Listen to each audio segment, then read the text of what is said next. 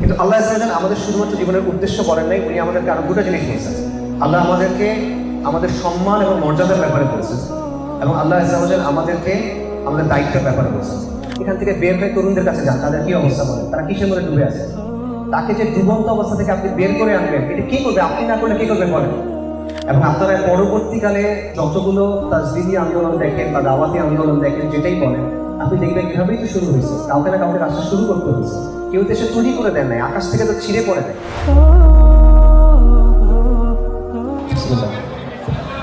আলহামদুলিল্লাহ ওয়াসসালাতু ওয়াসসালামু আলা রাসূলিল্লাহ ওয়া আলা আলিহি ওয়া সাহবিহি ওয়া সাল্লাম তাসলিমান কাসীরান, আম্মা বা'দ। রব্বি ইশরাহ লি সাদরি ওয়া ইয়াসসির লি আমরি ওয়াহলুল উকদাতাম মিন লিসানি ইয়াফকাহু কওলি। আসসালামু আলাইকুম ওয়া রাহমাতুল্লাহি ওয়া বারাকাতুহু। আপনারা সবাইকে শুকরিয়া, আপনারা এতক্ষণ সময় ধরে এখানে আসেন, এই অনুষ্ঠানকে সফল করছেন। আল্লাহ উত্তম জাযা দেন। আয়োজক যারা আছেন তাদের সবাইকেও আল্লাহ উত্তম জাযা দেন, বিশেষ করে মুফতি মনোহর ভাই এই পুরো আয়োজনের জন্য এবং আমাদেরকে এখানে আমন্ত্রণ জানানোর জন্য আল্লাহ তাকে উত্তম জাযা দেন, এবং আমি শুকরিয়া জানাচ্ছি। আমি একটা গল্প দিয়ে শুরু করি বা একটা ঘটনা দিয়ে শুরু করি। সেটা হলো, বিশ্ববিখ্যাত একটা কোম্পানি আছে, অ্যাপল কোম্পানি। আপনাদের অনেকের মোবাইল আছে আইফোন, এই আইফোন হলো অ্যাপল কোম্পানি। তো অ্যাপল কোম্পানির যে প্রতিষ্ঠাতা ছিল এবং সিইও ছিল, তার নাম হলো স্টিভ জবস। এই ভদ্রলোক মারা গেছে 2011 সালে। তার মারা যাওয়ার কয়েক বছর পর, প্রায় 4 বছর পর, একটা বক্তব্য, মানে একটা লেখা ফেসবুকে ভাইরাল হয়েছিল। আপনাদের হয়তো মনে নেই, এটা আজকে থেকে 10 বছর আগের কথা। অনেকে হয়তো তখন ফেসবুক চালাইতেন না, আমার মনে আছে। তো এই লেখাটা ভাইরাল হয়েছিল তখন, এবং লেখাটার শিরোনাম ছিল অনেকটা এরকম যে স্টিভ জবসের শেষ চিঠি। এবং সেই চিঠির বক্তব্য কি, যে মৃত্যুর আগে তার উপলব্ধি কি জীবন নিয়ে, এটা নিয়ে একটা লম্বা চড়া আলাপ, খুব আবেগিক কথাবার্তা আছে। এবং সেখানের মূল শিরোনাম ছিল the most expensive bed is sick bed. মৃত্যু শয্যা হলো সবচেয়ে দামি শয্যা। এটা মানে কি, মানে দুনিয়াতে টাকা দিয়ে অনেক কিছু কেনা যায়, কারণ স্টিভ জবস অনেক দানের ব্যক্তি ছিল, ক্যান্সারে মারা গেছে। দুনিয়াতে টাকা দিয়ে অনেক কিছু পাওয়া যায়, অনেক কিছু কেনা যায়, অনেক কিছু করা যায়, কিন্তু একজন মানুষ যখন মৃত্যু শয্যায়, তখন টাকা দিয়ে কোনো কাজ আসে হয় না। মৃত্যু শয্যায় নিজের যে অবস্থান, এটাতে আরেকজনকে বসানো যায় না, টাকা দিয়ে লাভ নেই। তো এটা হলো আর কি ওই চিঠির বক্তব্য। এবং শেষে একটা মেসেজটা হলো যে জীবনের অর্থ আসলে মানে জীবনের উদ্দেশ্য আসলে টাকা পয়সা কামানো না, ধন সম্পদ কামানো না, আরো গভীর কোনো কিছু একটা ব্যাপার আছে। এখন সেই ব্যাপারটা কি, এটা আমাদের খুঁজে বের করতে হবে। এটা হলো সেই ভাইরাল পোস্টের বক্তব্য। সাথে ছবি ছিল একটা স্টিভ জবসের আগের ছবি, সুন্দর স্বাস্থ্যবান। পরে হলো যে তার অসুস্থ সময়ের একটা ছবি, মনে করেন গাল ভেঙে গেছে, চোখ ডুবে গেছে, এরকম। এটা একটা ফেক লেখা ছিল, মানে এটা আসলে স্টিভ জবসের লেখা না। বাট ওই সময় এটা খুব ভাইরাল হয়েছিল। ভাইরাল হয়েছে কারণ এটা স্টিভ জবসের লেখা। আব্দুল জব্বার যদি এটা লিখতো তাহলে এটা ভাইরাল হইতো না, কিন্তু যেহেতু বিলিয়নিয়ার, সেহেতু তার লেখা ভাইরাল হয়েছে। কিন্তু এখানে স্টিভ জবস যে কথাটা বলছে, এই কথাটা আসলে এত লম্বা জিনিস দিয়ে বোঝানোর দরকার নেই। আমি এর চেয়ে সংক্ষেপে আপনাদের বলি। সাইয়েদনা আবু দারদা রাদিয়াল্লাহু আনহু, উনি একদিন বলতেছেন, হে দামাসকাসের অধিবাসীরা, আদ জাতির এমন সেনাবাহিনী ছিল যার শুরু হলো আদনে আর শেষ হলো ওমানে। আজকে তোমাদের মধ্য থেকে কে আমার কাছ থেকে 2 দিরহামের বিনিময়ে আদের ধ্বংসাবশেষ কিনবে? অর্থাৎ আদ জাতি এত সমৃদ্ধ ছিল, এত পাওয়ারফুল ছিল, তাদের এত বড় সেনাবাহিনী ছিল, যে সেনাবাহিনীর এক মাথা যদি ইয়েমেনের আদন আদিয়ানে থাকে, তাহলে আরেক মাথা হলো ওমানে। মানে অনেক বড় সেনাবাহিনী, অনেক বড় সাম্রাজ্য। কিন্তু সেটা আজকে নাই, ধ্বংস হয়ে গেছে। আজকে এটার মূল্য কত? কোনো মূল্য নাই। কেউ 2 দিরহামের বিনিময়ে এটা কিনতে চায় না। তার মানে কি, দুনিয়ার যে সমৃদ্ধি, দুনিয়ার যে টাকা পয়সা, ক্ষমতা, এগুলো অস্থায়ী, এগুলো জীবনের মূল অর্থ না। কিন্তু এই কথাটা সাইয়েদনা আবু দারদা রাদিয়াল্লাহু আনহুর কথা যখন আমরা শুনি, ওটা আমাদের উপর অতটা প্রভাব ফেলে না। আমাদের উপর প্রভাব ফেলে বা সমাজের উপর প্রভাব ফেলে স্টিভ জবসের কথা, যদি ওটা ফেক কথা হয়। তো যে কারণে এটাকে শুরু করলাম, যেটা আমার মূল আলোচনার জায়গা, সেটা হলো যে আমাদের জীবনের উদ্দেশ্যটা আসলে কি। মানে আমরা জীবনের কি হইলে আপনি নিজেকে বলবেন যে আমার জীবনটা সফল হয়েছে। এই জায়গাতে আমাদের দেশের বা আমাদের সমাজের কিছু দৃষ্টিভঙ্গি আছে। আমরা ধরে নিই, যেমন মনে করেন একটা নির্দিষ্ট পরিমাণের ইনকাম থাকা, উপার্জন থাকা, কিছু নির্দিষ্ট পরিমাণ কিছু ডিগ্রি থাকা, আপনার জীবনযাত্রার মান একটা নির্দিষ্ট ধরনের হওয়া, এগুলোকে আমরা সফলতা ধরি। তবে পশ্চিমা বিশ্বে এগুলো নিয়ে অনেক তত্ত্ব আছে, তারা অনেক তত্ত্ব বা ব্যাখ্যা দেওয়ার চেষ্টা করছে যে জীবনের উদ্দেশ্যটা আসলে কি, এই নিয়ে তারা অনেক দর্শন দেওয়ার চেষ্টা করছে। মোটা থেকে দুইটা দৃষ্টিভঙ্গি আছে, আমি একটু সংক্ষেপে বলি। প্রথম দৃষ্টিভঙ্গি, এটাকে বলা হয় উপযোগবাদ। শব্দটা কঠিন, অর্থটা সহজ। জীবনের অর্থ হলো, সফলতা হলো আনন্দ। জীবনে আমার যত বেশি সম্ভব আনন্দ পেতে হবে, আর কষ্টকে যত সম্ভব কমাইতে হবে।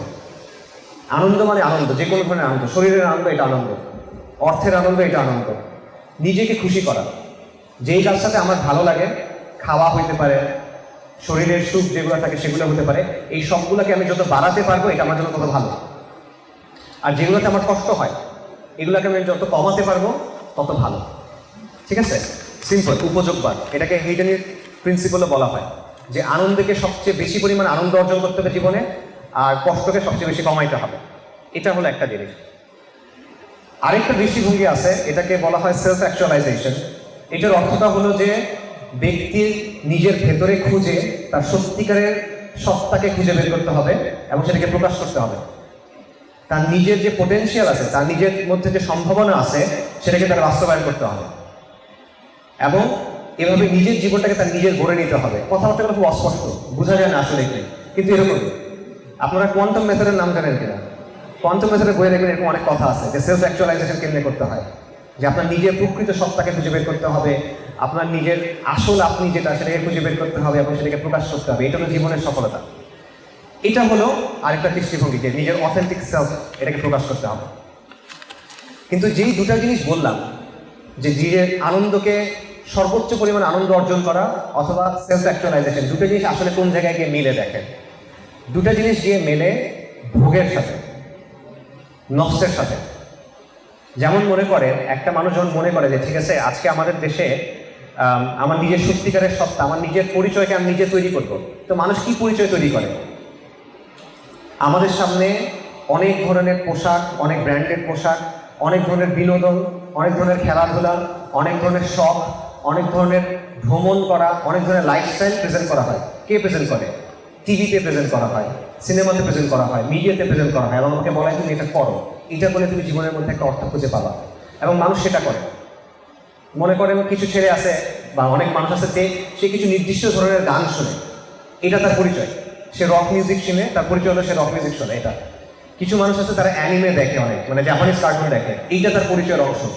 কিছু মানুষ আছে সে ওই যে মাদ্রিদিস্তা, মানে সে রিয়াল মাদ্রিদের ফ্যান, সে রিয়াল মাদ্রিদের কোনো খেলা মিস করে না, সে বার্সেলোনার কোনো খেলা মিস করে না, এটা তার পরিচয়ের অংশ। সে কিছু নির্দিষ্ট ব্র্যান্ডের কাপড় পরে, এটা তার পরিচয়ের অংশ, রাইট? কিন্তু দেখেন সে পরিচয়টা বানাচ্ছে কোত্থেকে? কিছু জিনিসপত্র কিনে কিনে। আর এই জিনিসপত্রগুলো যারা আরও আছে, অনেক মানুষ আছে যারা মনে করেন বিভিন্ন সিনেমা বা টিভি সিরিয়ালের ক্যারেক্টার দেখে তার আদলে নিজের চরিত্র গঠন করে, নায়কের মতো করে পোশাক পরে, নায়কের মতো করে কথা বলে, বা ভিলেনের মতো করে নিজের মানে স্টাইলটা সাজায়, কথা বলার, তাকানোর স্টাইল, চুলের স্টাইল, এটসেট্রা এটসেট্রা। এরপর সে মনে করে এটা আমার ইউনিক পরিচয়, এটা আমার অনন্য পরিচয়। অথচ এই জিনিস কিন্তু বানানো হচ্ছে কার জন্য?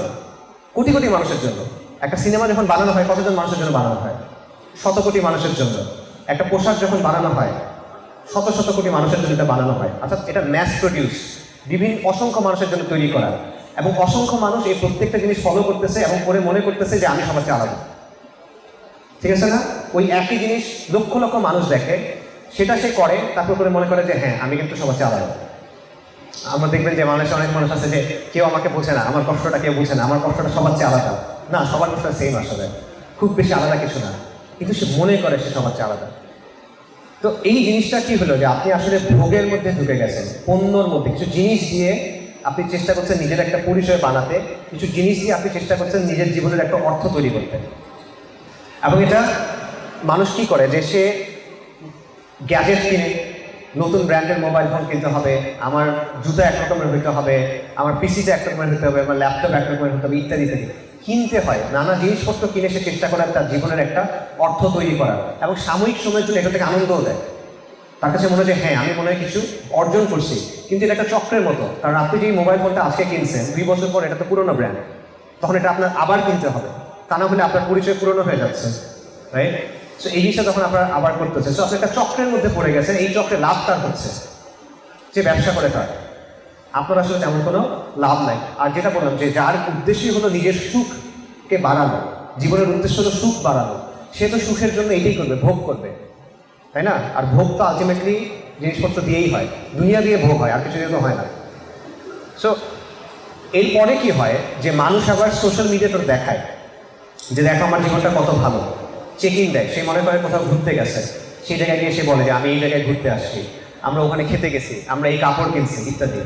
আপনি দেখবেন যে আমাদের সমাজে তো এখন আত্মহত্যা অনেক বেড়ে গেছে, বিশেষ করে তরুণদের মধ্যে বা 50 বছরের কম বয়সে যারা, যাদের মধ্যে আত্মহত্যা বেড়ে গেছে। আমি এরকম অনেক দেখছি যারা আত্মহত্যা করছে, তাদের ফেসবুক টাইমলাইনে গেলাম, ওটা দেখে মনে হবে সে দুনিয়ার সবচেয়ে সুখী মানুষ, হাস্যোজ্জ্বল ছবি, সে ওখানে গেছে, এই জিনিস কিনছে, অমুক জিনিস করছে, প্রচন্ড সুখী মানুষ, কিন্তু সে আত্মহত্যা করছে কেন? আসলে সে সুখী না, সে একটা মিথ্যা ছবি মানুষকে দেখাচ্ছে, ওইটা করেও সে মনে হচ্ছে এটা তার পরিচয়ের অংশ, তার জীবনটাকে সে এই জায়গায় নিয়ে আসছে, তার জীবনটা একটা মিথ্যা হয়ে গেছে।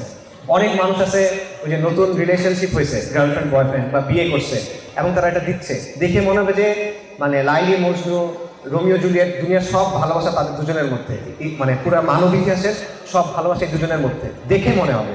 বাস্তবে দেখবেন যে ডিভোর্স হয়ে গেছে, বা একজন একজনের সাথে চিট করতেছে, বা এটসেট্রা। সো এইরকম একটা বিষয় হয়ে গেছে যে আপনি কি, আপনার পরিচয় কি, আপনার জীবনের উদ্দেশ্য কি, আপনার মাকসাদ কি, এটা আপনি নিচ্ছেন বাজারের কাছ থেকে, যে জিনিসটা ভোগ করার জন্য তৈরি করা হচ্ছে সেটা থেকে। আর এটার ভিত্তিতে আপনি নিজে নিজে একটা জিনিস বানাচ্ছেন যেটা ঠুনকো, যেটা টিকে না, ওটা আবার আপনি মানুষের সামনে উপস্থাপন করতেছেন। সো এই দুটা হলো পাশ্চাত্যের মানুষের জীবনের ব্যাপারে দৃষ্টিভঙ্গি। তাদের জীবনে যে সিদ্ধান্তগুলো হয়, তারা যেভাবে কাজ করে, তারা যেভাবে ভাবে, মোটা দাগে এই দুটোর ভিতরে আপনি দেখবেন এটা পড়ে যাবে।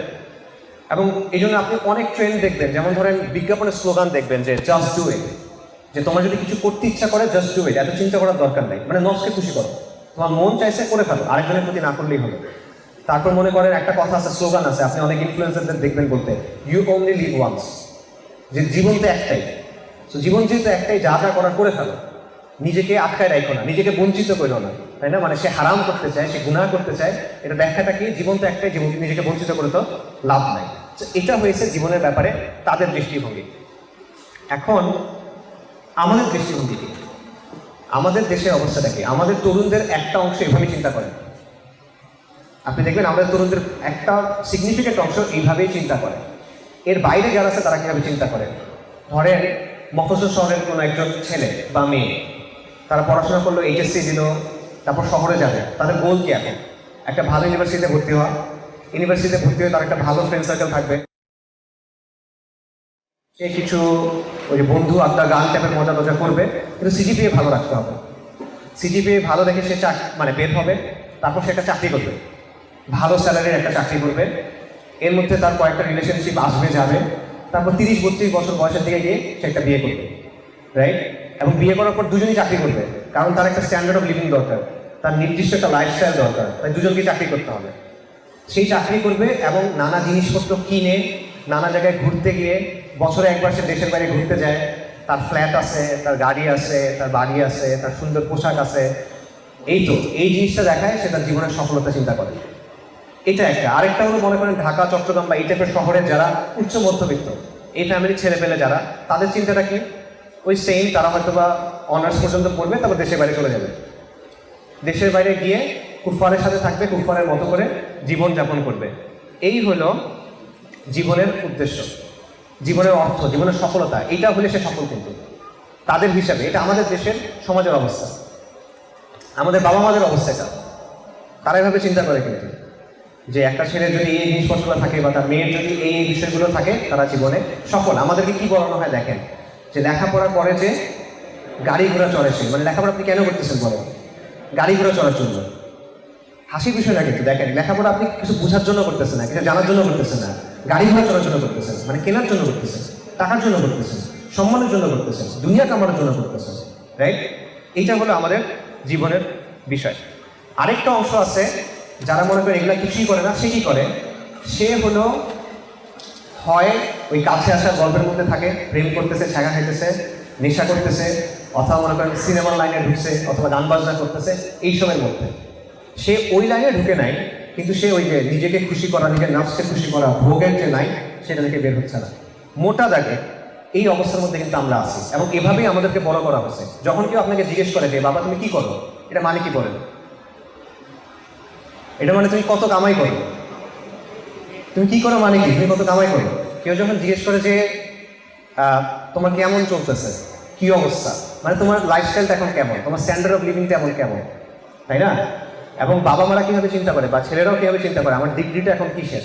আচ্ছা, ডিগ্রি ভালো না হলে অ্যাটলিস্ট চাকরিটা ভালো হইতে হবে, তাই তো? চাকরি ভালো হইতে হবে বা কিছু না কিছু করতে হবে। তো এইভাবেই আমরা জীবনকে দেখতেছি, এইভাবে আমরা জীবনকে মাপতেছি, এইভাবে আমরা স্বপ্ন দেখতেছি, এবং আমরা একটা চক্রের মধ্যে আটকায় আছি। আমরা মনে করতেছি যে আমরা অনেক মানে স্বাধীনতা ভোগ করতেছি, আমরা মনে করতেছি আমরা অনেক খুশিতে আছি, কিন্তু এই জীবনটার কোনো অ্যাকচুয়াল কোনো অর্থ আসলে নাই। কারণ আপনি যেমন ধরেন একটা মানুষ 5 লাখ টাকা ইনকাম করে ধরেন, কিন্তু আপনি দেখবেন মাসের 20-25 তারিখ হইতে হইতে তার হয়তো বা 4,90,000 টাকা শেষ বা আরও বেশি শেষ। মানে তার কিন্তু তৃপ্তি নাই, সন্তুষ্টি নাই, তার ছোটাটা বন্ধ হচ্ছে না। কিন্তু সে সকাল 8টা থেকে মনে করেন রাত 10টা পর্যন্ত খাটতেছে, তার হাতে সময় নেয়, এবং প্রতিদিন সে একই কাজ করে যাচ্ছে। সে ঘুমায়, সে খায়, সে বাথরুমে যায়, সে জন্ম দেয়, এবং সে এই যে গরুর মতো কাজ করতে থাকে। এবং সে যখন মারা যাবে এই কাজের ফলাফল কি বলেন? কিচ্ছু না, এটার কোনো ফলাফল নাই। তার উপার্জনের বাইরে এটা লিটারালি আর কোনো সিগনিফিকেন্স নাই। একটা চক্রের মধ্যে আমরা পড়ে আছি। আপনারা একটা ছবি দেখছেন বা ভিডিও দেখছেন অনেক সময়, যে একটা চাকা আছে, চাকার মধ্যে একটা ইঁদুর দৌড়াচ্ছে বা গিনিপিগ দৌড়াচ্ছে। সে কন্টিনিউয়াস দৌড়ায়, কিন্তু সে জায়গা কিন্তু পরিবর্তন হয় না, সে আগাতে পারে না, সে পিছাইতেও পারে না, সে ওই একই জায়গায় দৌড়াচ্ছে। এটা হলো আধুনিক মানুষের অবস্থা, এটা আমাদের সমাজের মানুষের অবস্থা, এটা পশ্চিমা স্বভাবের মানুষের অবস্থা। আপনি একটা চক্রের মধ্যে পড়ে আছেন, যেই চক্র আপনাকে কোনো জায়গায় নিয়ে যাবে না, ওই জায়গাটা ছাড়া। এবং আমাদের ছোটা যেটা, এটা আসলে বন্ধ হয় না। তো এইটা হলো জীবনের সবচেয়ে বড় লস আমার কাছে মনে হয়। কেন মনে হয়? আল্লাহ সুবহানাহু ওয়া তাআলা কোরআনে বলছেন, বল আসর ইন্নাল ইনসানা লাফি খুসর। আল্লাহ কালের শপথ করে বলতেছেন মানুষ ক্ষতিগ্রস্ত, মানুষ ক্ষতির মধ্যে আছে। মানুষ কেন ক্ষতির মধ্যে আছে? কারণ যে সময়টা তাকে দেয়া হয়েছে, এই সময়টা সীমিত। এটা একটাই চান্স, এই সময়টাকে কাজে লাগায় তার নিজেকে আখেরাতে বাঁচাতে হবে। কিন্তু এই সময়টা বেশিরভাগ মানুষই ভুলে থাকে, বেশিরভাগ মানুষ এই সময়টাকে কাজে লাগায় না। বেশিরভাগ মানুষ এই সময়টা কী জন্য খরচ করে? ওই যে নিজের ভোগ বাড়ানোর জন্য, একটা জিনিস কেনার জন্য, স্ট্যান্ডার্ড অফ লিভিং মেইনটেইন করার জন্য। কিন্তু এটা কিন্তু সে তো ওই নাজারটা পাবে না যেটা তার দরকার। তাহলে সে কিসের মধ্যে আছে? ক্ষতির মধ্যে আছে। উলামায়ে কেরাম মুফাসসিররা এটা ব্যাখ্যা করার সময় বলছেন যে আল্লাহ সুবহানাহু ওয়া তাআলা সূরা আসরের আলোচনায় তারা বলছেন যে মনে করেন ব্যাপারটা হলো প্রতিটা দিন হলো একটা ঈদ, যেটা আপনি দুনিয়া থেকে নিয়ে আখিরাতে রাখতেছেন, এবং ওই দিনটা আপনি কীভাবে খরচ করতেছেন সেটার উপর নির্ভর করবে আখিরাতে আপনার বাড়িটা কেমন হবে, কোথায় হবে। আপনার বাড়ি কি জান্নাতে হবে না জাহান্নামে হবে, এটা ওই দিনটা আপনি কীভাবে খরচ করতেছেন তার উপর নির্ভর করে। আপনার সময়টা আপনি কীভাবে খরচ করতেছেন তার উপরে নির্ভর করে। এবং আপনার বাড়ি যদি জান্নাতে হয়, ওটা কেমন বাড়ি হবে, কুড়ে ঘর হবে, এবড়ো খেবড়ো হবে, নাকি আলিশান প্রাসাদ হবে, এটা নির্ভর করতেছে ওই সময়টা আপনি কীভাবে কাজে লাগাচ্ছেন তার উপরে। আরেকটা মিসাল দেন, সেটা হলো যে এখন তো মক্কাতে সব এসি টেসি করে দিছে, অনেক ঠান্ডা পানি সেটায়। আগে এগুলো যখন ছিল না, তখন মক্কায় বরফ বিক্রি করতো হাজিদের জন্য। একটা মানে টানা গাড়ির মধ্যে বরফের বড় বড় চাক থাকতো, চাই থাকতো, পানি বিক্রি করতো হাজিদের কাছে বরফ ভেঙে দিয়ে। তো বরফ কিন্তু একটা নির্দিষ্ট সময় থাকবে, তারপর গলে যাবে, মানে গলতে থাকবে, একটা নির্দিষ্ট সময় থাকবে। তো আপনি যদি বড় বরফ নিয়ে বের হন, আপনার একটা নির্দিষ্ট সময়ের মধ্যে এটা বিক্রি করে ফেলতে হবে। এখন আপনি যদি বরফ বিক্রি না করে বসে আছেন, ভালো লাগতেছে না, মন টন ভালো নাই, আমি বসে আছি, তখন কি হবে? বরফ বলতে থাকবে, আপনার ইনকাম কিন্তু আর হচ্ছে না তখন। তার মানে এটা লস। আপনার যে খোরাকি সেটা মক্কার নালার মধ্যে মিশে গেছে। তো জীবনটা এটা বরফের মতো, আপনি এটা যদি কাজে লাগান আপনি আখিরাত কামাই করতে পারবেন, কিন্তু কাজে যদি না লাগান তাহলে কি হবে? এটা ওই যে নালার মধ্যে চলে যাবে। সো এই জায়গা থেকে বর্তমানে আমরা যেভাবে জীবনকে দেখি, যা কিছু আমরা বললাম আমাদের দেশের ব্যাপারে যদি বলি, আমাদের সমাজের ব্যাপারে বা পাশ্চাত্যের সমাজের ব্যাপারে যা কিছু বললাম, তাদের জীবনের ব্যাপারে যে দৃষ্টিভঙ্গি আমাদেরকেও শেখানো হয়, যেটা নিয়ে আমরা বড়ও হয়েছি অনেকে, সেটা ক্ষতি ছাড়া আর কি বলেন? এখানে আপনি ক্ষতি ছাড়া আর কি কামাচ্ছেন বলেন? সো এই জায়গা থেকে আমাদের জীবনের উদ্দেশ্য নিয়ে চিন্তা করা উচিত। জীবনের উদ্দেশ্য কি এটা আল্লাহ তাআলা আমাদের বলে দিয়েছেন। আল্লাহ সুবহানাহু ওয়া তাআলা কোরআনে বলেছেন মামা খালাকুল জিন্না ওয়াল ইনসা ইল্লা লিয়াবুদুন। আল্লাহ জিন এবং মানব জাতিকে সৃষ্টি করেছেন কেবলমাত্র এই জন্য যে তারা আল্লাহর ইবাদত করবে। সূরা যারিয়াতের আয়াত। আল্লাহ আমাদের সৃষ্টি করেছেন তার ইবাদতের জন্য এবং আমলের জন্য। আল্লাহ আমাদের পরীক্ষা করবেন। আল্লাযী খালাকাল মাউতা ওয়াল হায়াতা লিয়াবলুয়াকুম আহসানু আমালা। অর্থাৎ আল্লাহ সুবহানাহু ওয়া তাআলা বলতেছেন যে আল্লাহ মাউত এবং জীবনকে সৃষ্টি করছেন যাতে তিনি পরীক্ষা করতে পারেন তোমাদের মধ্যে কে আমলে উত্তম।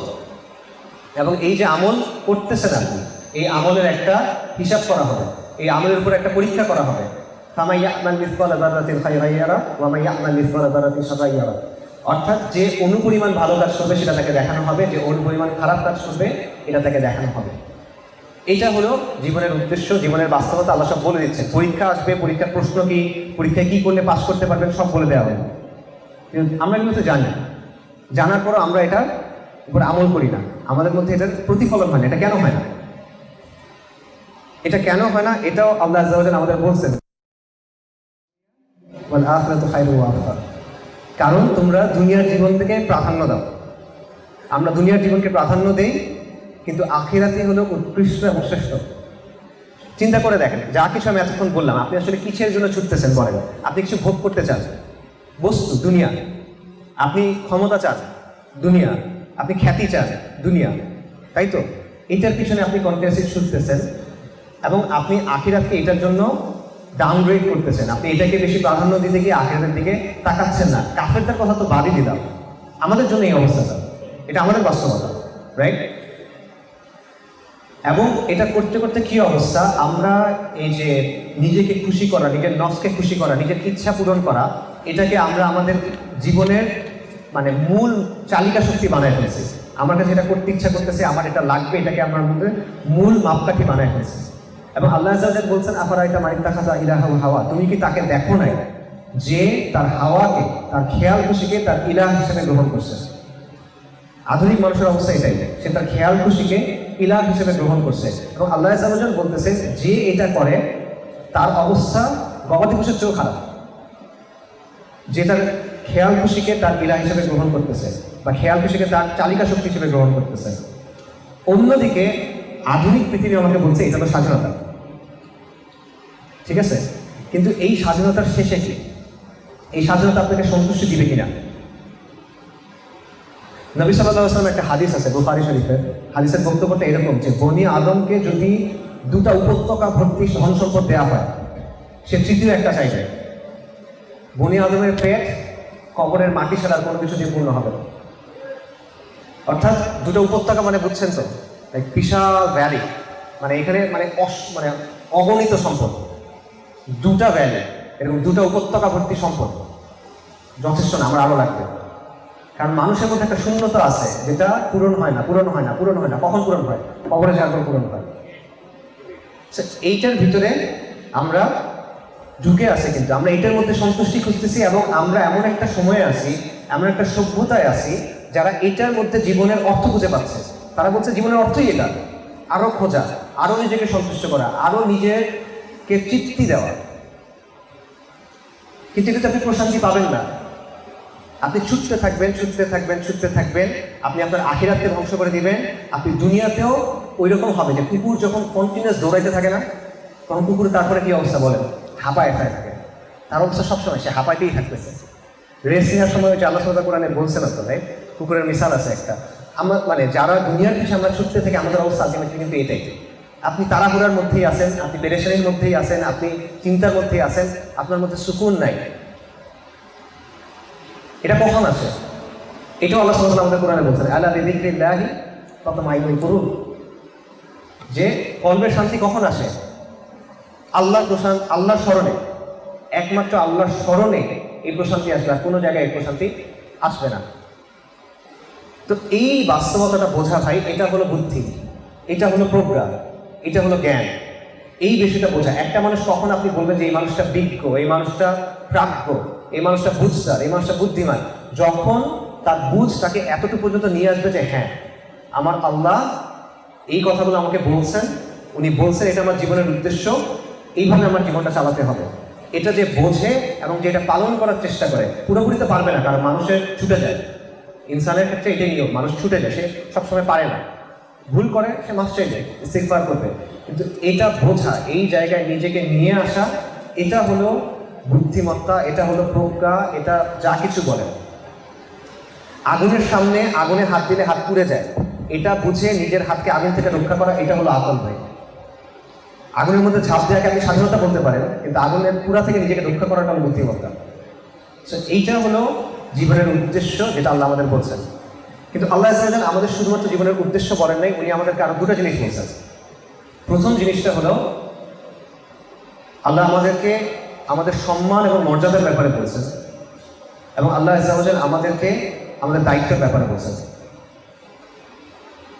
আল্লাহ সুবহানাহু ওয়া তাআলা বলছেন ওয়াসাখারা লাকুম মা ফিস সামাওয়াতি ওয়া মা ফিল আরদি জামিআন মিনহু, যে আমি আসমানে এবং জমিনে যা আছে সেটা তোমাদের জন্য অধীনস্থ করে দিয়েছি, মানুষের অধীনস্থ করে দেওয়া হয়েছে। এটা অনেক বড় সম্মান। এই সৃষ্টি জগৎ আপনি বুঝতেও পারেন না, আমরা এই সৃষ্টি জগতের কুল পাই না এখনো, যেটা কত বড়, কিন্তু আল্লাহ বলতেছেন অধীনস্থ করা হয়েছে। নবী সাল্লাল্লাহু আলাইহি ওয়াসাল্লামের একটা হাদিস আছে মুসলিম শরীফে, যেখানে রাসূলুল্লাহ সাল্লাল্লাহু আলাইহি ওয়াসাল্লাম বলতেছেন যে দুনিয়া হলো একটা চাকচিক্যময় মিষ্টি ফলের মতো আকর্ষণীয়, এবং আল্লাহ এখানে তোমাদেরকে প্রতিনিধি নিযুক্ত করছেন, এবং আল্লাহ দেখতেছেন যে তোমরা কি করো, আল্লাহ দেখছেন তোমরা কি করো, তারপর তিনি আমাদের কিছু বিষয়ে সতর্ক করছেন। এই বিষয়টাকে একটা সম্মানের বিষয় নয়?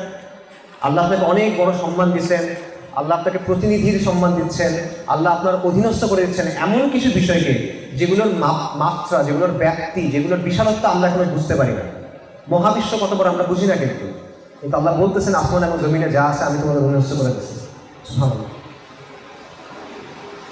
তো এই যে আল্লাহ দিচ্ছেন, এই সম্মানটা দিচ্ছেন, তার সে দায়িত্ব দিচ্ছেন, সেই দায়িত্বটা কি? আল্লাহ সুবহানাহু ওয়া তাআলা কোরআনে এটাও বলছেন, সূরা আহজাবে আল্লাহ বলছেন যে আমি এই আমানত আসমানসমূহ, জমি এবং পর্বতদের কাছে পেশ করেছিলাম, অতঃপর তারা অস্বীকার করলো এবং তারা ভীত হলো, কিন্তু মানুষ এটা গ্রহণ করলো। এই আমানা কি? মুফাসসিরগণ, তাবিঈগণ, সাহাবায়ে কেরাম এবং অন্যান্য ইমামগণ, মুফাসসিরগণের বেশিরভাগের মত হলো এখানে আল্লাহ যে বলছেন যে আমি আমানা পেশ করলাম, যেটা পর্বত নেয় নাই, আকাশ নেয় নাই, জমিন নেয় নাই, ভয় পাইছে, মানুষ গ্রহণ করছে, সেই আমানতটা কি? মুফাসসিররা বলছেন আমানতটা হলো শরিয়া। আমানতটা হলো আল্লাহ সুবহানাহু ওয়া তাআলার যে বিধি নিষেধের সমষ্টি, এই সব কিছু মিলে এটা হলো সেই আমানত।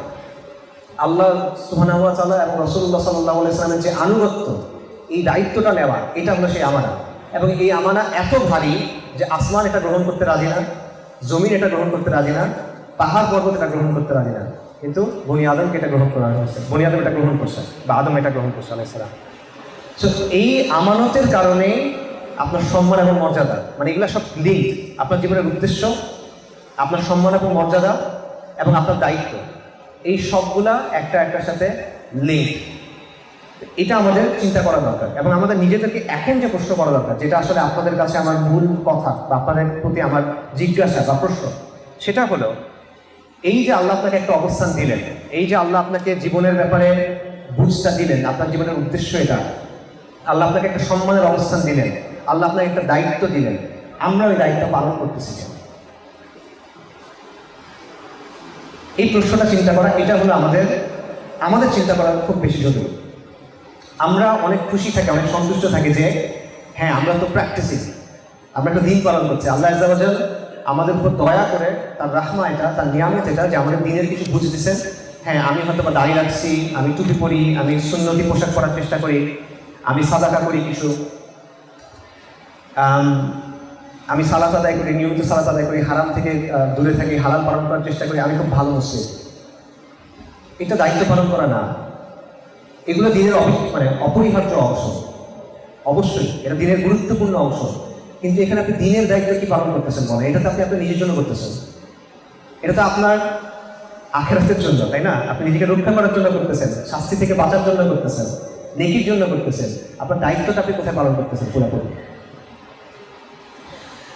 আয়েশা রাদিয়াল্লাহু আনহা থেকে একটা এরকম বর্ণনা আছে যে সাহাবায়ে কেরাম রাসূলুল্লাহ সাল্লাল্লাহু আলাইহি ওয়াসাল্লাম যখন হাঁটতেন, সাহাবায়ে কেরাম বলতেন যে ওনার সাথে আমাদের তাল মিলাতে কষ্ট হতো, এত দ্রুত হাঁটতেন। এত দ্রুত কেন হাঁটতেন? কারণ ওনার কাজ আছে, ওনার একটা মিশন আছে, ওনার একটা গন্তব্য আছে, ওনার একটা কাজের জন্য দুনিয়াতে আসছেন, এবং ওনার পুরো জীবনটা হলো এই কাজটা করার জন্য। ওনার নষ্ট করার মতো সময় নেই। আমাদের মিশন কি ভাই? আপনার কাজ কি? আপনার গন্তব্য কি? কোন জিনিসটা আপনি করতে চান? প্রত্যেকটা মানুষের সেটা থাকা উচিত। একটা ব্যবসা প্রতিষ্ঠান যখন তৈরি হয়, তারা 50 বছরের প্ল্যান করে।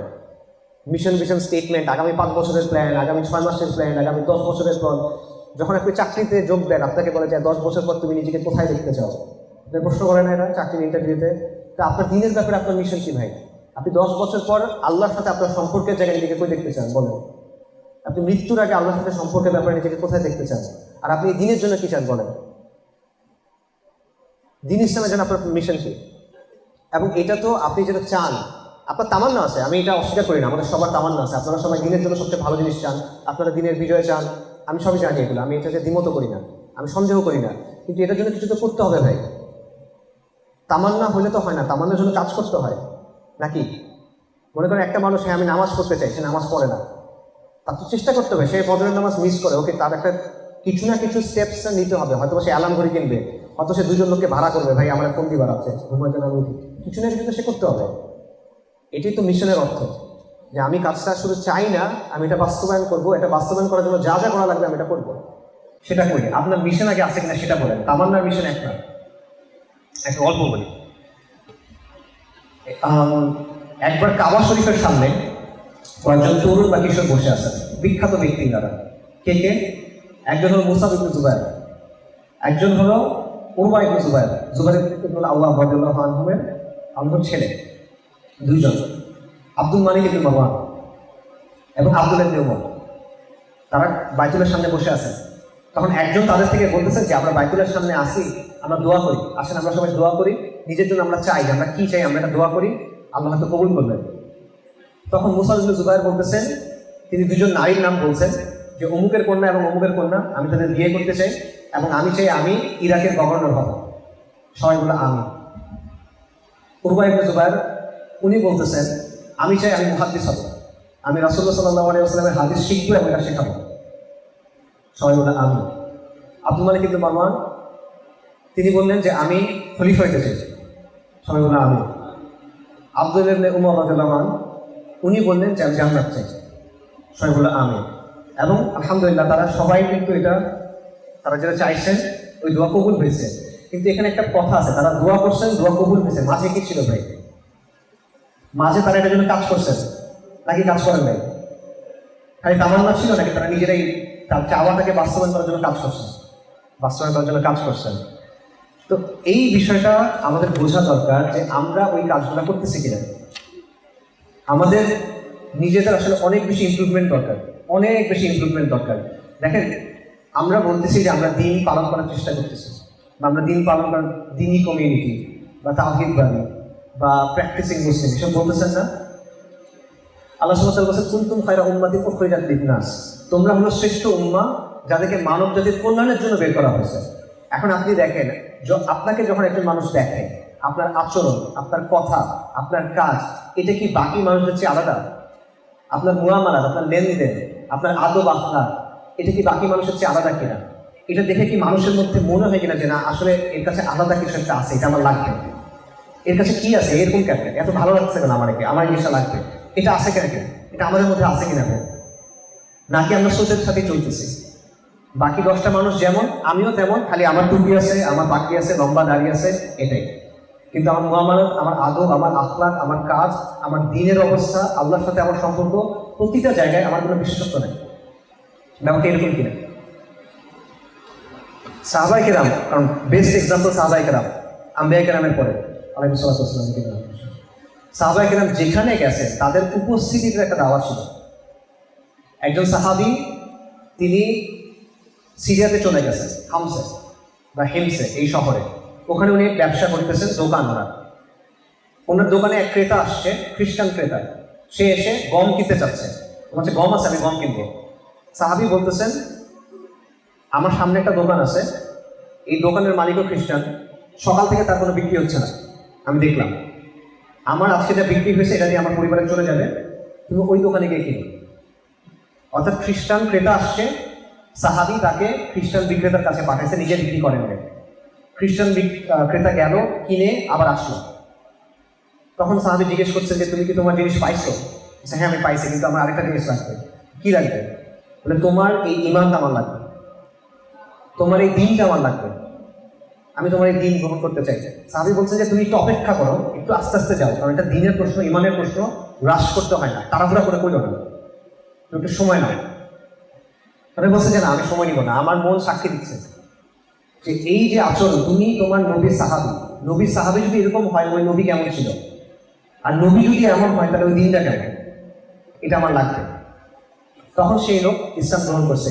এটা হলো দিনের দাওয়ার বিষয়টা, যে মানে আপনার আচরণ, আপনার আখলাক, আপনার উপস্থিতি ইসলাম একটা দাওয়া। অনেক দাওয়া করেন নাই, মানে আমরা যে হচ্ছে দাওয়া করি, ভাই একটু শোনো কথা বলি, এটা কিন্তু না, কিচ্ছুই করেন নাই, কিন্তু সে ইসলাম গ্রহণ করছে। কেন?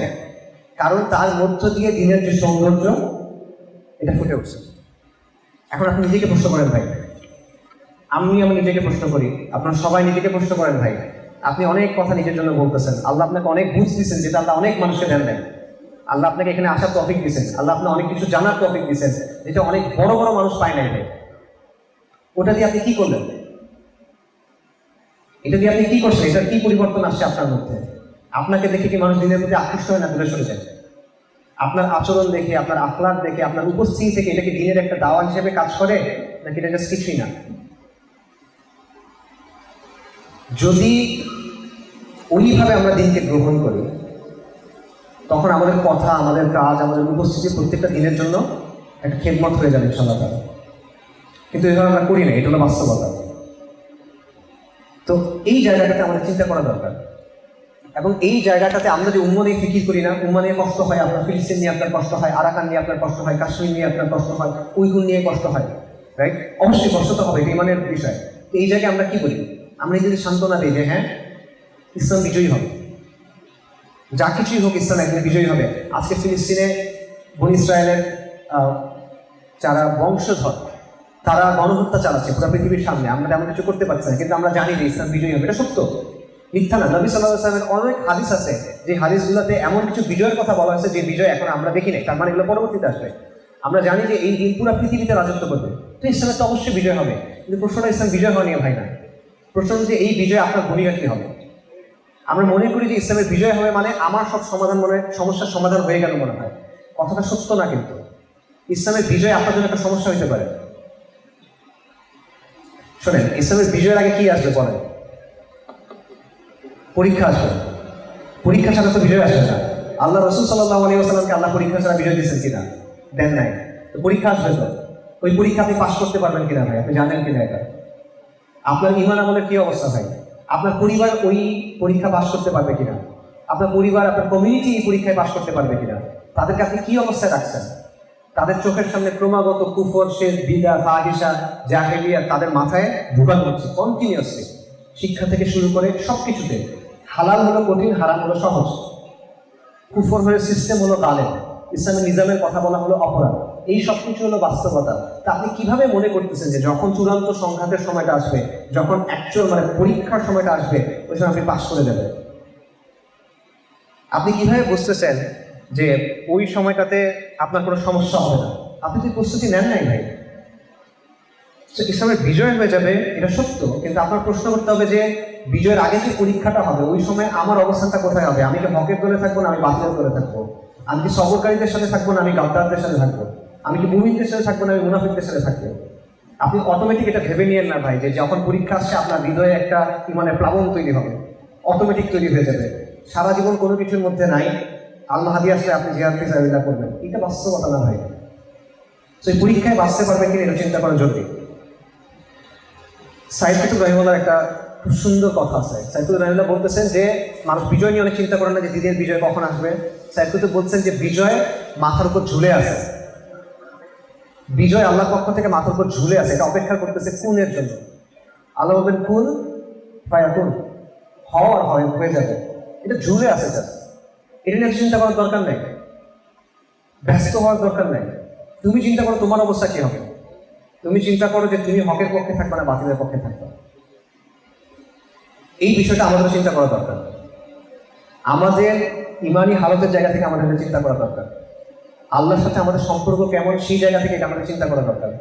সমাজে আমাদের ভূমিকাটা কেমন, আমরা সমাজের সাথে কিভাবে যাই, কিভাবে ইন্টারঅ্যাক্ট করি, সেই জায়গা থেকে এটা আমাদের চিন্তা করা দরকার। এখন এইখানে ভাইরা একটা কথা বলেন, অভিযোগ করেন যে ভাই আমি তো একা, আমি কি করব, আমার তো পরিবেশ নাই, এই টাইপের একটা কথা তারা বলে। আমি মনে করি এটা আসলে যৌক্তিক অজুহাত না। কেন যৌক্তিক অজুহাত না? কারণ আল্লাহ আযজা ওয়া জাল কোরআনে যখন নবী সাল্লাল্লাহু আলাইহি ওয়াসাল্লাম এবং সাহাবায়ে কেরাম রাদিয়াল্লাহু আনহুম আজমাইন তাদের বর্ণনা দিচ্ছেন সূরা ফাতহ, তখন তিনি বলতেছেন যে তাদের দৃষ্টান্ত হলো এমন চারা গাছের মতো যেখান থেকে কচি পাতা উদ্গত হয়েছে, তারপর শক্ত হয়েছে, অতঃপর পুষ্ট হয়েছে, অতঃপর সেই চারা গাছ স্বীয় কাণ্ডের উপর মজবুত হয়েছে। আল্লাহ সুবহানাহু ওয়া তাআলা বলতেছেন যে তাদের উদাহরণ মানে হলো রাসূলুল্লাহ সাল্লাল্লাহু আলাইহি ওয়াসাল্লাম নিজে কাজটা শুরু করছেন, তিনি চারা লাগাইছেন, এরপর চারাটা বড় হয়েছে, শক্ত হয়েছে। কিভাবে? রাসূলুল্লাহ সাল্লাল্লাহু আলাইহি ওয়াসাল্লাম এবং সাহাবায়ে কেরাম একে অপরকে সহায়তা করার মাধ্যমে, তাদের দৃঢ় এবং মজবুতভাবে তারা যখন একে অপরকে সহায়তা করছেন, এটা তাদেরকে শক্তি দিছে, মজবুতি দিছে, এবং তারা নিজের অবস্থানে শক্ত অবস্থান নিতে পারছেন। যখন একজনের উপর বিপদ হয়েছে সবাই একসাথে আগায় আসছে। কিন্তু শুরুটা তো রাসূলুল্লাহ সাল্লাল্লাহু আলাইহি ওয়াসাল্লাম করছেন, তাকে তো কেউ তৈরি করে দিয়ে যায়, রাইট? এবং আপনারা পরবর্তীকালে যদি যতগুলো তাজদিদি আন্দোলন দেখেন বা দাওয়াতি আন্দোলন দেখেন, যেটাই বলেন, আপনি দেখবেন এভাবেই তো শুরু হয়েছে। কাউকে না কাউকে রাস্তা শুরু করতে হয়েছে, কেউ তো এসে তৈরি করে দেন নাই, আকাশ থেকে তো ছিঁড়ে পড়ে দেয়। এখন আপনি বলবেন যে এটা তো রাসূলুল্লাহ সাল্লাল্লাহু আলাইহি ওয়াসাল্লাম করছে, আমি তো রাসূলুল্লাহ সাল্লাল্লাহু আলাইহি ওয়াসাল্লাম না। কিন্তু এই যুক্তির খণ্ডন আল্লাহ সুবহানাহু ওয়া তাআলা কোরআনে দিয়েছেন। আল্লাহ কি বলছেন? লাকাদ কানা লাকুম ফি রাসূলিল্লাহি উসওয়াতুন হাসানাহ, তোমাদের জন্য সর্বোত্তম আদর্শকে সর্বশ্রেষ্ঠ কার মধ্যে আছে? রাসূলুল্লাহ সাল্লাল্লাহু আলাইহি ওয়াসাল্লামের মধ্যে। এবং আল্লাহ কি বলছেন? ওয়া মান ইয়াতাওয়াক্কাল আলাল্লাহি ফাহুয়া হাসবুহ, যে আল্লাহর উপর তাওয়াক্কুল করে আল্লাহ তার জন্য যথেষ্ট। এবং আমরা জানি যে আল্লাহ কাউকে লা ইউকাল্লিফুল্লাহু নাফসান ইল্লা উসআহা, আল্লাহ কাউকে তার স্বার্থের বেশি বোঝা দেন না, তাই না? ব্যক্তিকেও দেন না, উম্মতকেও দেন নাই। তা আমরা যে অজুহাতগুলো দিচ্ছি এগুলো কিন্তু টিকতেছে না ভাই। তো এই ব্যাপারটা ভাই বোঝাটা খুব জরুরি। আমি শুরু যেটা করছিলাম আবার বলি, আপনার জীবনের উদ্দেশ্য কি আল্লাহ আপনাকে বলছেন, আল্লাহ আপনাকে একটা সম্মানের অবস্থান দিচ্ছেন, আল্লাহ আপনাকে একটা দায়িত্ব দিচ্ছেন। এই দায়িত্ব আপনি পালন করার জন্য কি করতেছেন ভাই? আপনার মিশনটা কি? দিনের জন্য আপনি কি করবেন? আপনি আল্লাহর সাথে এটা ঠিক করছেন কিনা? আল্লাহর সাথে আপনার বোঝাপড়া হয়েছে কিনা? কারণ এই সময়টা চলে যাবে, এই সময়টাই আপনার কাছে আছে। এই সময়টার মধ্য দিয়ে আপনার এমন কিছু অর্জন করতে হবে যেটা দেখায় আপনি আল্লাহর কাছ থেকে নাজাত পাইতে হবে, যেটা দেখায় আপনি বলবেন যে আল্লাহ আমাকে মাফ করে দেন, যেটা দেখায় আপনি জাহান্নাম থেকে রক্ষা পাবেন। সময় এটাই, এর মধ্য দিয়ে আপনার এটা করতে হবে। এটা আমরা চিন্তা করতেছি কিনা? আমার মতে আমরা এটা চিন্তা করি না। আমাদের জীবনের সবচেয়ে গুরুত্বপূর্ণ সময়টা আমরা কি করি? আমরা অর্থহীন তর্কের মধ্যে নষ্ট করি। যারা দিনের বুঝ পায় নাই তারা তো মনে করেন হারামের পিছিয়ে দৌড়ায় নষ্ট করে, নফসের পিছিয়ে দৌড়ায় নষ্ট করে, দুনিয়ার পিছনে ছুটে নষ্ট করে। আল্লাহ যাদেরকে রাহমা করছেন, তাদেরকে নিয়ামত দিচ্ছেন, ইমানের নিয়ামত, হিদায়াতের নিয়ামত, তারা কি করে? তারা ছোট ছোট তর্ক, ছোট ছোট মতবিরোধ, অর্থহীন আড্ডা, অর্থহীন বিষয়, এগুলোর পিছনে সময় নষ্ট করতেছে। অথচ আমাদের সুযোগ ছিল এই দিনের সমর্থনে আগে আসা, আমাদের সুযোগ ছিল এই দিনের জন্য কাজ করা, আমাদের সুযোগ ছিল ইতিহাসের অংশ হওয়া। দেখেন, আমি আপনাদের জাস্ট একটা উদাহরণ দিই। আমাদের যে দেশ, আমাদের যে সমাজ, এখানে অনেক সমস্যা না? আমাদের দেশের মানুষের অনেক পেরেশানি। এখন সবচেয়ে বড় পেরেশানি কি? বা গত কয়েক বছর ধরে যে মানুষের শাসন নিয়ে পেরেশানি, তার মানে দুনিয়াবী নিরাপত্তা নিয়ে, অর্থনীতি, সমাজনীতি, স্থিতিশীলতা, নানা বিষয় নিয়ে তার পেরেশানি, এত পেরেশানি। কিন্তু এবং এই পেরেশানির বিষয়ে চিন্তা করতে করতে সে তার আখিরাতকে ভুলে গেছে, কমপ্লিটলি ভুলে গেছে, নষ্ট করতেছে। সমাজের অবস্থা থেকে স্পষ্ট। এই সবগুলোর সমাধান কিন্তু আল্লাহ আযজা ওয়া জাল্লা আমাদেরকে দিয়েছেন। যখন দিন কায়েম থাকে তখন আখিরাত সংরক্ষিত হয়, দুনিয়াটাও সংরক্ষিত হয়। অনেক প্রমাণ আছে। আমি আপনাদের জাস্ট একটা এক্সাম্পল দিই। উমর রাদিয়াল্লাহু আনহু, তার উমর রাদিয়াল্লাহু আনহু খিলাফতের সময় অসংখ্য এরকম ঘটনা আছে যে শাসনটা আসলে কীরকম হতে পারে এবং এটা কীভাবে সমাজের কল্যাণ নিয়ে আসতে পারে দুনিয়াতে এবং আখিরাতের জন্য। উমর রাদিয়াল্লাহু আনহু তার শাহাদাতের, তার মৃত্যুর 4 দিন আগে উনি বলতেছেন যে আল্লাহ আযজা ওয়া জাল্লা যদি আমাকে হায়াত দেন তাহলে মুসলিম উম্মার প্রত্যেক পরিবারের নারীকে আমি ভাতা দিব, ইয়েমেনের পাহাড়ের বেদুইনকেও আমি বাইতুল মাল থেকে টাকা দেব। এটা উনি বলতেছেন।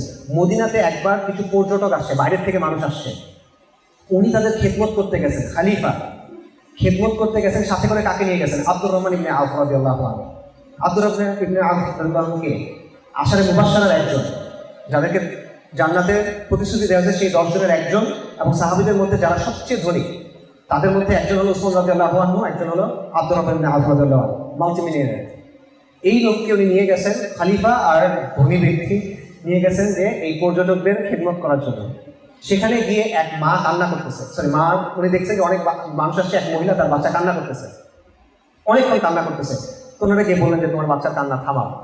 কান্না থামে না, কান্না করতেছে। তাহলে বলে যে তুমি কেমন মা যে তোমার বাচ্চা এতবার কান্না করে? তো মহিলা তো জানে না এটা খলিফা। মহিলা বলতেছে যে আমি চেষ্টা করতেছি বাচ্চা বুকের দুধ খায়, আমি চেষ্টা করতেছি বাচ্চা বুকের দুধ ছাড়াই খায়। কেন? কারণ আমিরুল মুমিনিন বলছেন যে মুসলিম উম্মার মধ্যে যত বাচ্চা বুকের দুধ ছাড়া করে সবার জন্য একটা করে ভাতা আছে, মানে সরকার টাকা দিবে বুকের দুধ ছাড়ার পরপরই, মানে বয়স একটা নির্দিষ্ট পরিমাণ হওয়ার পরে সরকার থেকে ভাতা দেওয়া হয়। এই জন্য আমি তাকে বুকের দুধ ছাড়ানোর চেষ্টা করতেছি। তখন ওমর রাদিয়াল্লাহু আনহু জিজ্ঞেস করছেন যে তার বয়স কত, বাচ্চার বয়স কত? দেখলেন বাচ্চার বয়স অনেক কম। তখন বলেছে না, তুমি দুধ ছাড়াও না। এভাবে পরে চলে আসছেন আব্দুর রহমান ইবনে আওফ রাদিয়াল্লাহু আনহু বলতেছেন যে ফজরের নামাজে ওমর রাদিয়াল্লাহু আনহু ইমামতি করছেন, আল্লাহর কসম উনি কি তিলাওয়াত করছেন আমি বুঝি নাই, এত কান্না করতেছেন। এবং উনি বলতেছেন যে ওমর তুমি ধ্বংস হও, তোমার এই নিয়মের জন্য কত বাচ্চা বঞ্চিত হইল। এবং তারপর উনি বললেন যে প্রত্যেক বাচ্চার জন্য ভাতা, আর দুধ ছাড়াটা দরকার নাই, প্রত্যেক বাচ্চার জন্য ভাতা। এটা হলো ইসলামী শাসনের একটা নমুনা। ইসলামী শাসনের সময় শিশুদের জন্য ভাতা ছিল, অন্ধদের জন্য ভাতা ছিল, কর্মহীন মানুষ তাদের জন্য ভাতা ছিল। এমন হয়েছে যে কিছু খ্রিস্টান লোক তাদের কুষ্ঠ হয়েছে, ওমর রাদিয়াল্লাহু আনহু ওনার সময় তাদের জন্য ভাতার ব্যবস্থা করছেন, চিকিৎসার ব্যবস্থা করছেন। যাদের চিকিৎসা হয়েছে তাদের তো চিকিৎসা হইল, যাদের চিকিৎসা হয় নাই তাদের জন্য মৃত্যু পর্যন্ত তারা সেবা করছেন। বিখ্যাত ঘটনা আছে, আপনারা জানেন, এক ইহুদি বৃদ্ধ হয়ে গেছে, তার ব্যাপারে বলতেছেন যে এই লোকের এই অবস্থা কেন, সে এতদিন আমাদেরকে জিজিয়া দিয়েছে, এখন আমরা তার দেখাশোনা করবো না, তার জন্য ভাতার ব্যবস্থা করছেন। এটা হলো জাস্ট একটা স্মল এক্সাম্পল, একটা ছোট এক্সাম্পল যে দিন ইসলামটা কিভাবে আমাদের দুনিয়াটাকে রক্ষা করে, আখিরাতটাকে রক্ষা করে। এই দিনের মুখাপেক্ষী আপনার এই সমাজ, এই দিনের মুখাপেক্ষী আপনার এই জমিন, এই দিনের মুখাপেক্ষী আপনার এই সময়। এবং এই দিনটা যে এত ভালো এটা সবাই বুঝতেছে না, এটা বাস্তব। কিন্তু আপনার সমাজের 10টা মানুষকে যে জিজ্ঞেস করেন তারা কিন্তু বুঝে না, তারা কিন্তু বুঝে না যে এটা তাকে সমাধান দিতে পারে। এই বুঝটা একটা অনেক বড় নিয়ামত। এই নিয়ামত আল্লাহ কাকে দিচ্ছেন? আপনাকে দিচ্ছেন। কিন্তু আপনি কি করছেন এই নিয়ামত নিয়ে বলেন? এই যে আপনি নিয়ামত পাচ্ছেন, এটার হকটা আপনি কিভাবে আদায় করবেন বলেন? এইটার যদি আল্লাহ যদি আপনাকে জিজ্ঞেস করে যে তুমি কি করলে আমার দিনের জন্য, বলো, আপনি আল্লাহ কি জবাব দেবেন একটু চিন্তা করেন। রাসূলুল্লাহ সাল্লাল্লাহু আলাইহি ওয়াসাল্লামের নবুয়তের সময় মক্কায় একটা লোক ছিল, রুকানা ইবনে আবি ইয়াজিদ, মানে খুব রেসলার, মল্লযোদ্ধা বাংলা বলে, মানে রেসলার, কুস্তিগির, এবং তার সাথে কেউ পারে না এরকম। তো রাসূলুল্লাহ সাল্লাল্লাহু আলাইহি ওয়াসাল্লাম তার কাছে গিয়ে দাওয়াত দিয়েছে, রুকানা তুমি ইসলাম গ্রহণ করো। তো এই লোক ধান্দা বাড়াবে, সে ইসলাম গ্রহণ করবে না। সে বলছে যে আচ্ছা ঠিক আছে, আমার সাথে কুস্তি করো, আমাকে হারাতে পারলে আমি ইসলাম গ্রহণ করবো, কারণ তাকে কেউ হারাতে পারে না। রাসূলুল্লাহ বলছেন আসলে হ্যাঁ। তো রাসূলুল্লাহ সাল্লাল্লাহু আলাইহি ওয়াসাল্লাম কিন্তু কুস্তি না, তিনি কুস্তি করছেন এবং ওই লোক হারছে, একবার, দুইবার, তিনবার, কয়েকবার সে হারছে। এবং হারার পর সে অবাক হয়ে গেছে যে কি হচ্ছে। তো রাসূলুল্লাহ বলছেন যে তুমি এটা অবাক হচ্ছ, তুমি যদি আমাদের সাথে থাকো তুমি এর চেয়ে অনেক বেশি বিস্ময়কর জিনিস দেখবা। মানে তুমি যদি দিনের সাথে থাকো তুমি এর চেয়ে অনেক বেশি বিস্ময়কর জিনিস দেখবা।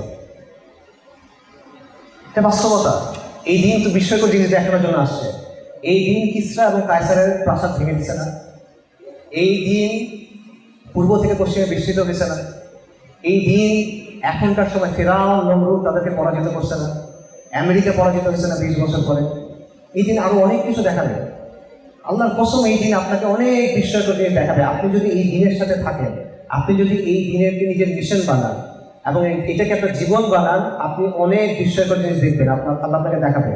আল্লাহ আপনাকে এখনকার সময় যারা রোম তাদের পরাজয় দেখাবে, আল্লাহ আপনাকে হিন্দুস্তানের বিজয় দেখাবে। আল্লাহ এই উম্মতকে অনেক এই দিন পুরো দুনিয়াতে কায়েম হবে। এই বিজয়গুলো আল্লাহ আমাদের দেখাবেন, এই প্রজন্মে না হলে পরে দেখাবেন। এবং ইনশাআল্লাহ আমি এটা আসলেই মনে করি আল্লাহ আপনাদের ইতিহাসে সাক্ষী করবেন। কিন্তু আগে তাকবীর দিয়ে না, আগে তাকবীর দিয়ে না। আবার প্রশ্ন শেষ হয় না, এটা আনন্দের কথা, খুব ভালো, ওই যে দিন বিজয়ী হবে। পরের কথায় আসেন, আপনি কি করবেন বলেন? আপনি কি করতেছেন বলেন? আপনার যে যে উম্মা এটা ডুবে যাচ্ছে, তাই না? আপনার উম্মা ডুবে যাচ্ছে। আপনার এইখান থেকে বের হন, এখানে আলহামদুলিল্লাহ আমরা দিনের খুব সুন্দর কথা বলতেছি, এখান থেকে বের হয়ে তরুণদের কাছে যান, তাদের কি অবস্থা বলেন, তারা কিসের মধ্যে ডুবে আছে? তাকে যে ডুবন্ত অবস্থা থেকে আপনি বের করে আনবেন, এটা কি করবে? আপনি না করলে কি করবে বলেন? আল্লাহ এই দেশটা আপনাকে কেন দিলেন? আপনি নষ্ট করতেছেন কেন? এই জিনিস তো মানে আখিরাতে মানুষ হাত কামড়াবে না এগুলোর জন্য। এই জিনিস আল্লাহ আপনাকে দিয়ে দিচ্ছে, মানুষ বলবে যে আমি আমার ফেরত চাই, আমাকে সুযোগ দেন আল্লাহ, ফেরত চাই, তাই না? এটা আল্লাহ আপনাকে দিয়েছেন, আপনি এটা নষ্ট করতেছেন। যে যারা জাহান্নামের দিকে যাচ্ছে তাদেরকে আপনার ঘোরায় আলোর দিকে আনার দরকার ছিল। এই কাজ আপনি করতেছেন কিনা? উম্মত ডুবে যাচ্ছে, তাকে আপনি ফেরত আনতেছেন কিনা? এই কাজ আপনি করতেছেন না তো। স্রোতের টানে আপনার সমাজের মানুষকে আপনি তাওহীদের কথা বলতেছেন কিনা? আপনার ঈমান আমলের অবস্থা এরকম হয়েছে কিনা যাতে আপনার উপস্থিতি, আপনার আচরণ, আপনার আখলাক, আপনার মুআমালাতে প্রত্যেকটা জিনিস দেওয়া হয়? আপনি কি নিজেকে ঈমান আমলের ওই জায়গাতে নেওয়ার চেষ্টা করতেছেন কিনা? আপনি কি আল্লাহ আযজা ওয়া জাল্লার সাথে কথা বলতেছেন কিনা? আল্লাহ আযজা ওয়া জাল্লার সাথে নিজের বোঝাপড়াটা করতেছেন কিনা? আপনি কি আল্লাহর কাছে ওয়াদাটা করতেছেন কিনা? আল্লাহর কাছে ভিক্ষা চাচ্ছেন কিনা আল্লাহ যেন আপনাকে দিয়ে কাজগুলো করান? আপনি কি এটা করতেছেন কিনা যে স্রোতের বিপরীতে চলাচল হয় যথেষ্ট না, আপনি স্রোত বদলাবেন, আপনি স্রোত ঘুরাই দেবেন? সেইটার জন্য আমরা কি করতেছি? এই সব করতেছি না। কুনতুম খায়রা উম্মাতিন উখরিজাত লিন-নাস, এইটার যোগ্য হওয়ার জন্য কি কাজ আমরা করলাম? এটা যোগ্য হওয়ার জন্য কাজ আমরা করি নাই। আপনার কি সময় হয় না এগুলো করার? আর কত? আপনি কালকে মরে যাবেন না, আপনি জানেন, এটা নিশ্চিত জানেন। আপনি যে কালকে মারা,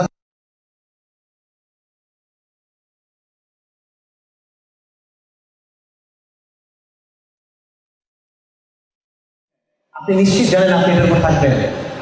আপনি যদি কালকে নিজেকে কবরের মধ্যে আবিষ্কার করেন, আপনি কি জবাব দেবেন? আপনি আখিরাত থেকে আল্লাহ আযজা কি জবাব দেবেন? আল্লাহ সুবহানাহু ওয়া তাআলা কোরআনে বলছেন যে সূরা বাকারাতে যে মুমিনদের মধ্যে কিছু মানুষ আছে তারা নিজেকে আল্লাহর সন্তুষ্টির জন্য বিক্রি করে দেয়। আপনি ওটা হইতে চান না কেন? আমরা এটা হওয়ার চেষ্টা করি না কেন? আল্লাহ সুবহানাহু ওয়া তাআলা বলছেন ইয়া আইয়ুহাল্লাযীনা আমানু কুনু আনসারাল্লাহ, যারা ঈমান আনছে আল্লাহ বলছেন তোমরা যারা ঈমান এনেছো তোমরা আল্লাহর সাহায্যকারী হও। আমরা কেন আল্লাহর সাহায্যকারী হচ্ছি না? এই প্রশ্নটা আমাদের সবার করা উচিত।